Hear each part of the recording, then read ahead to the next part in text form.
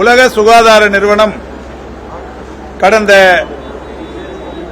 14ஆம் தேதி உலகம் முழுவதும்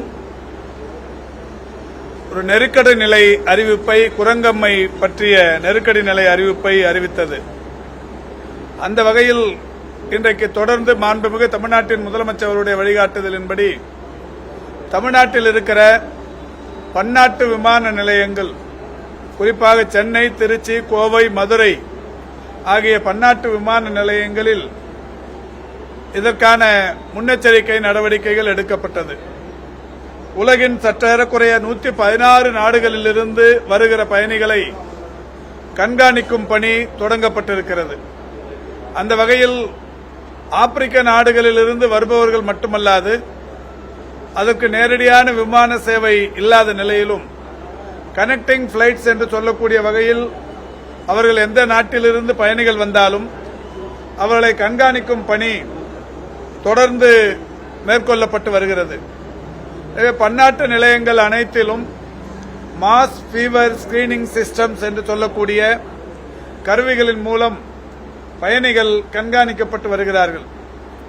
வருபவர்களுக்கு காய்ச்சல் பாதிப்புகள் இருக்கிறதா என்பதை கண்டறிவதற்குரிய அந்த கருவிகள் இன்றைக்கு பயன்பாட்டில் இருந்து வருகிறது. அதோடு மட்டுமல்லாது, ஒவ்வொரு விமான நிலையத்திலும் இது சம்பந்தமான விழிப்புணர்வு வாசகங்கள் அடங்கிய பெயர் பலகைகள், குறிப்பாக சென்னை விமான நிலையத்தில் 200க்கும் மேற்பட்ட டிஜிட்டல் விளம்பர பலகைகளில் இது தொடர்ந்து விளம்பரப்படுத்தப்பட்டு வருகிறது.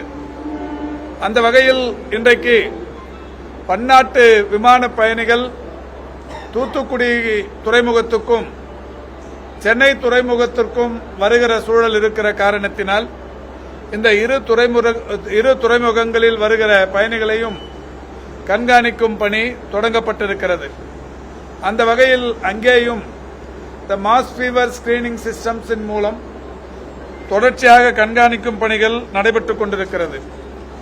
உலகில் ஏறத்தாழ 121 நாடுகளில் இதன் பாதிப்பு என்பது America, Brazil, Spain, Congo, France, Colombia, Mexico, UK போன்ற பல்வேறு நாடுகளில் இதனுடைய பாதிப்புகள் தென்பட தொடங்கியிருக்கிறது. இதுவரை பரவலான இந்த தொற்றின் காரணமாய் 223 இறப்புகளும் பதிவாகி இருக்கிறது. இந்த நிலையில் இந்தியாவை பொறுத்தவரை எங்கும் குரங்கம்மை பாதிப்பு என்பது இருப்பது கண்டறியப்படவில்லை.